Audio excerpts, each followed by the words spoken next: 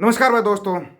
कुछ लोगों के मन में ये हो जाता है भाई, जैसे मुगलों ने किया था, जैसे अंग्रेजों ने किया था, ऐसे ही दबा लेंगे सिखों को। भाई गद्दार तो हर एक जगह मिल जाते हैं, उन गद्दारों के जरिए हम फिर दबा लेंगे सिखों को। लेकिन ये भूल जाते फिर मुगलों का क्या हाल हुआ था और अंग्रेजों का क्या हाल किया था। सिखों ने ही किया था, भूलना मत इस बात को, इतिहास गवाह इस बात का। दो सिख भी जब मुगलों के राज के समय पर टैक्स ले सकते हैं, तो इन्होंने क्या सोचा कि ये जितने कुछ एक गद्दार तो कुछ एक होंगे ना, बाकी तो नहीं है ना। और ये तो गुरु महाराज ने बोलिया हुआ है भाई, जाऊ तो प्रेम खेलन का चाओ, सिर धर तड़ी गली मेरी आओ, इत मार्ग पैर धरीजे, सिर दीजे काह ना कीजिए। ये तो खुद गुरु महाराज का क्या हुआ, गुरु ग्रंथ साहिब जी महाराज के अंदर है ये। तो इन्होंने सोचा कि भाई तुम भी ऐसे ही कर लोगे, भाई इनको चारों तरफ से कर लोगे, दबा लोगे। आज पता है सिख सिख एक चलता फिरता पावर हाउस हो चुका है, पावर हाउस।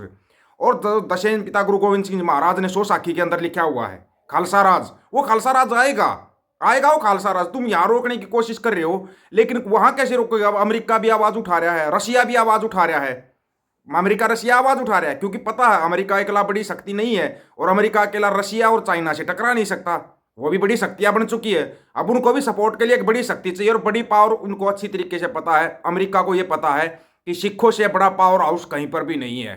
इसलिए उन्होंने क्या है, खालसा राज की मांग की है। खालसा राज की मांग की अमेरिका ने की है, खालसा राज की मांग। अब यहां पर सबको पसीने आएंगे, पसीने। वो पसीने इसलिए आ रहे हैं आपको ना, अगर वीडियो थोड़ा सा भी स्किप कर दिया, या वीडियो को आप सोचो तो स्किप करके आगे कर देते हैं, फिर उसके बाद जो होगा देख लेंगे, सुन लेंगे, या हमने सुन लिया होगा। गलती करोगे आप, गलती करोगे, क्योंकि डिमांड रखी है भाई, ये डिमांड रखी गई है बाकायदा। हम नहीं कह रहे इस बात को कि हमने अपने पास से बोल रहा है, ये तो 2-4 दिन पहले का ही है जो होया है ये काम। लेकिन आप लोगों की समझ में नहीं आ रहा, बताया था, इशारा किया था। क्यों राजनाथ सिंह बार बार संसद में बोल रहे हैं कि सिख, पूरा देश सिखों का है, पूरा देश सिखों का है, और वहीं पर कुछ एक जो गद्दार बैठे हैं वो कुछ दूसरे शब्द बोल देते हैं, वो सिखी बेख वाले। उनके बारे में भी सुनना, उनका भी जिक्र है यहाँ पे, जिक्र उनका भी है। जो ये बैठे हैं ना, ये टीटे बीटे शीटे, इसे पता नहीं कितने बीटे आए कितने बीटे गए, इसके तो दादा दादा तक चले गए, वो पता नहीं क्या क्या होगा। ਮੁਸਲਮਾਨਾਂ ਦੇ ਕੋਲ ਆਪਣੇ ਦੇਸ਼ ਹਨ, ਭਿਕਸ਼ੂਆਂ ਦੇ ਕੋਲ ਆਪਣੇ ਦੇਸ਼ ਹਨ, ਹਿੰਦੂਆਂ ਦੇ ਕੋਲ ਦੋ ਦੇਸ਼ ਹਨ, ਨੇਪਾਲ ਅਤੇ ਭਾਰਤ। ਯਹੂਦੀਆਂ ਨੂੰ ਨਵਾਂ ਦੇਸ਼ ਬਣਾ ਕੇ ਦਿੱਤਾ ਗਿਆ ਇਜ਼ਰਾਈਲ। ਸਿੱਖਾਂ ਦੀ ਵੀ ਦਾਅਵੇਦਾਰੀ ਬਣਦੀ ਹੈ ਕਿ ਉਹਨਾਂ ਦਾ ਵੀ ਰਾਜ ਹੋਣਾ ਚਾਹੀਦਾ ਸੀ।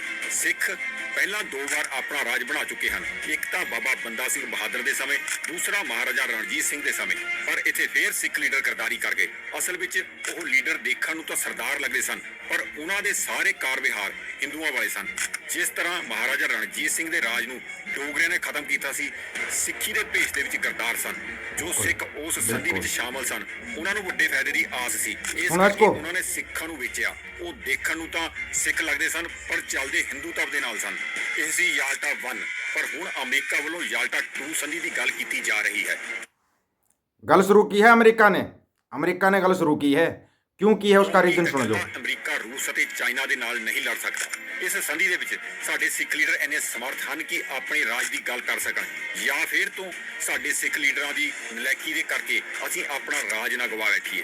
ਹੁਣ ਸਾਰੀ ਸਿੱਖ ਕੌਮ ਨੂੰ ਅੰਤਰਰਾਸ਼ਟਰੀ ਤੌਰ ਦੀ ਸਮਝ ਰੱਖਣੀ ਪਵੇਗੀ, ਤਾਂ ਜੋ ਆਉਣ ਵਾਲੇ 20-25 ਸਾਲਾਂ ਵਿੱਚ ਫਿਰ ਤੋਂ ਯਾਲਟਾ ਸੰਧੀ ਹੋਣ ਜਾ ਰਹੀ ਹੈ। ਯਾਲਟਾ 1 ਵਿੱਚ ਇਸ ਦਾ ਸਮਾਂ 100 ਸਾਲ ਰੱਖਿਆ ਗਿਆ ਸੀ, ਜੋ ਹੁਣ ਪੂਰਾ ਹੋਣ ਵਾਲਾ ਹੈ। ਯਾਲਟਾ 2 ਵਿੱਚ ਹੁਣ ਵੱਡੀ ਤਬਦੀਲੀ ਹੋਣ ਜਾ ਰਹੀ ਹੈ। ਪਹਿਲਾਂ 3 ਵੱਡੀਆਂ ਤਾਕਤਾਂ ਸੀ, ਪਰ ਹੁਣ ਇਹਨਾਂ ਦੀ ਗਿਣਤੀ 4 ਹੋ ਚੁੱਕੀ ਹੈ, ਕਿਉਂਕਿ ਚੀਨ ਵੀ ਹੁਣ ਇੱਕ ਵੱਡੀ ਤਾਕਤ ਬਣ ਚੁੱਕਾ ਹੈ। ਯਾਲਟਾ 2 ਸੰਧੀ ਵਿੱਚ ਮੁੜ ਤੋਂ ਦੇਸ਼ਾਂ ਦੀ ਵੰਡ ਹੋਣੀ ਹੈ। ਰਾਜਨਾਥ ਸਿੰਘ ਬਾਰ-ਬਾਰ ਬਿਆਨ ਦੇ ਰਿਹਾ ਹੈ ਕਿ ਸਾਰਾ ਭਾਰਤ ਸਿੱਖਾਂ ਦਾ ਹੈ। ਇਸ ਤੋਂ ਇਹ ਸਾਫ਼ ਪਤਾ ਲੱਗ ਰਿਹਾ ਹੈ, ਉਹਨਾਂ ਨੂੰ ਪਤਾ ਹੈ ਆਉਣ ਵਾਲੇ ਸਮੇਂ ਦੇ ਵਿੱਚ ਸਿੱਖਾਂ ਦਾ ਆਪਣਾ ਦੇਸ਼ ਹੋਵੇਗਾ। ਚਾਈਨਾ ਨੇ ਵੀ ਮੋਦੀ ਸਰਕਾਰ ਨੂੰ ਕਿਹਾ ਹੈ ਤਿੱਬਤ ਅਸੀਂ ਖਾਲਸਾ ਰਾਜ ਤੋਂ ਲਿਆ ਹੈ, ਉਸੇ ਨੂੰ ਦੇਵਾਂਗੇ। ਅਤੇ ਅਮਰੀਕਾ ਨੇ ਵੀ ਸਿੱਖਾਂ ਨੂੰ ਵੱਖਰੇ ਐਥਨਿਕ ਗਰੁੱਪ ਵਜੋਂ ਮਾਨਤਾ ਦੇ ਦਿੱਤੀ ਹੈ। ਐਥਨਿਕ ਦਾ ਮਤਲਬ ਹੈ ਵੱਖਰੇ ਲੋਕ। ਇਹ ਵੀ ਇੱਕ ਵੱਡਾ ਸੰਕੇਤ ਹੈ ਸਿੱਖ ਰਾਜ ਬਣਨ ਦਾ। ਯਾਲਟਾ ਸੰਧੀ ਵਿੱਚ ਇਹ ਵੀ ਤੈਅ ਕੀਤਾ ਗਿਆ ਸੀ ਕਿ ਭਾਰਤ ਨੂੰ ਡਿਵੈਲਪ ਨਹੀਂ ਕੀਤਾ ਜਾਵੇਗਾ। 1947 ਵਿੱਚ ਪੰਜਾਬ ਇੱਕ ਅਮੀਰ ਸਟੇਟ ਸੀ। 47 ਦੇ ਵਿੱਚ ਜਦੋਂ ਪਾਵਰ ਟ੍ਰਾਂਸਫਰ ਕੀਤੀ ਗਈ ਤਾਂ ਉਸ ਵਿੱਚ ਇਹ ਸ਼ਰਤਾਂ ਸਨ ਕਿ ਭਾਰਤ ਆਪਣੀ ਕਮਾਈ ਦਾ ਕੁਝ ਹਿੱਸਾ ਉਹਨਾਂ ਨੂੰ ਦੇਵੇਗਾ, ਚਾਹੇ ਉਹ ਉਹਨਾਂ ਤੋਂ ਸਮਾਨ ਖਰੀਦੇਗਾ ਜਿਸ ਦੇ ਨਾਲ ਉਹਨਾਂ ਦੇਸ਼ਾਂ ਨੂੰ ਫਾਇਦਾ ਹੋਵੇਗਾ। ਭਾਰਤ ਦੇ ਜਦੋਂ ਵੀ ਕੋਈ ਮੁਸੀਬਤ ਆਈ ਉਸਨੇ ਉਹ ਹਮੇਸ਼ਾ ਪੰਜਾਬ ਦੇ ਉੱਤੇ ਸੁੱਟ ਦਿੱਤੀ, ਜਿਵੇਂ ਕਿ 1947 ਵਿੱਚ ਹਥਿਆਰਾਂ ਦਾ ਸਾਰਾ ਖਰਚਾ ਪੰਜਾਬ ਨੇ ਕੀਤਾ ਸੀ ਅਤੇ ਆਉਣ ਵਾਲੇ ਸਮੇਂ ਵਿੱਚ ਵੀ ਭਾਰਤ ਇਸੇ ਤਰ੍ਹਾਂ ਕਰ ਸਕਦਾ ਹੈ। ਹੁਣ ਸਿੱਖਾਂ ਨੂੰ ਚਾਹੀਦਾ ਹੈ ਉਹ ਮਹਾਰਾਣੀ ਤੋਂ ਆਪਣਾ ਖਾਲਸਾ ਰਾਜ ਮੰਗਣ, ਕਿਉਂਕਿ ਉਹਨਾਂ ਨੇ ਮਹਾਰਾਜਾ ਦਲੀਪ ਸਿੰਘ ਦੇ ਨਾਲ ਸਮਝੌਤਾ ਕੀਤਾ ਸੀ ਕਿ ਮਹਾਰਾਜਾ ਦਲੀਪ ਸਿੰਘ ਜਦੋਂ ਬਾਲਗ ਹੋਣਗੇ ਤਾਂ ਉਹਨਾਂ ਨੂੰ ਉਹਨਾਂ ਦਾ ਰਾਜ ਵਾਪਿਸ ਮੋੜ ਦਿੱਤਾ ਜਾਵੇਗਾ। ਅੱਜ ਵੀ ਉਹ ਸਮਝੌਤਾ ਉਹਨਾਂ ਦੇ ਕੋਲ ਹੈ। ਹੁਣ ਸਿੱਖਾਂ ਨੂੰ ਚਾਹੀਦਾ ਹੈ ਉਹ ਇਸ ਮਸਲੇ ਤੇ ਵਿਚਾਰ ਕਰਨ ਜਾਂ ਫਿਰ ਸਿੱਖਾਂ ਨੂੰ ਦੂਸਰੀ ਯਾਲਟਾ ਸੰਧੀ ਬਾਰੇ ਤਿਆਰ ਹੋਣਾ ਚਾਹੀਦਾ ਹੈ।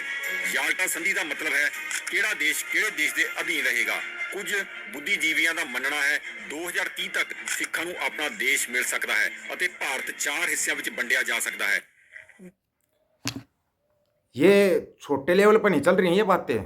छोटे आप सोच रहे हो कि कहीं छोटे लेवल के ऊपर चली हुई है, लेकिन जैसे ही खालसा राज की बात होती, जैसे खालसा की बात होती, पता नहीं कुछ लोगों को मिर्ची लग जाती है। मिर्चियाँ लग जाती कुछ लोगों को, बुरे तरीके से लगती है, ऐसे नहीं लगती, बहुत बुरे तरीके से।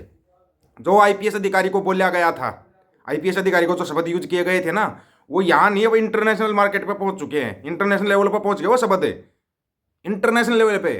वहां पे जवाब देने भारी पड़ेंगे, सबको जवाब देने भारी पड़ जाएंगे। तुम बोलने को कुछ भी बोल देते हो, किसी को कोई गलत शब्द यूज करते हो, किसी को कोई गलत शब्द यूज करते हो, लेकिन तुम्हारे को पता होना चाहिए पढ़े लिखे सिख बैठे हुए ऊपर, पढ़े लिखे, वो अपने हिसाब से चलते हैं, ऐसे नहीं चलते।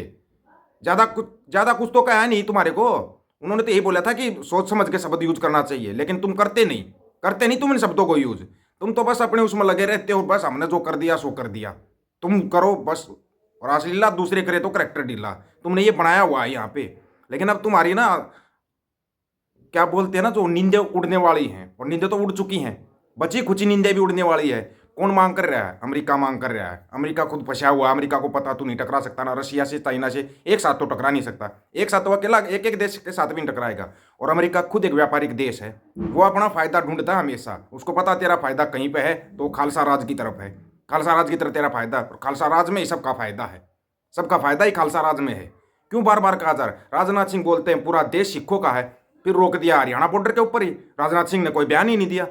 एक तो संसद के अंदर बार बार बोलते रहते पूरा देश सिखों का, पूरा देश सिखों का, फिर ये हरियाणा बॉर्डर पर कैसे रोक दिया? राजनाथ सिंह साहब आपने दोबारा कोई शब्द बोलिया क्या इसके लिए?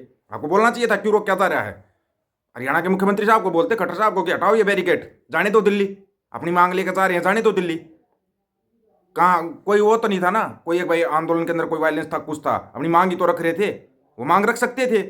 लेकिन जो दिक्कत आ रही है ना, दिक्कत ये आ रही है कि सिख जैसे ही कोई आंदोलन करते हैं, वो आंदोलन इंटरनेशनल लेवल पे पहुंच जाता है, और फिर तकलीफें शुरू हो जाती लोगों को, तकलीफें शुरू हो जाती लोगों को कि ये इंटरनेशनल लेवल के ऊपर बैठे हुए हैं सिख, यहाँ नहीं बैठे इंटरनेशनल लेवल पे। अमेरिका मांग कर रहा, रशिया मांग कर रहा, चाइना ने क्लियर जवाब दिया था, अभी सुनाई देगा आपको चाइना ने क्या बोला था?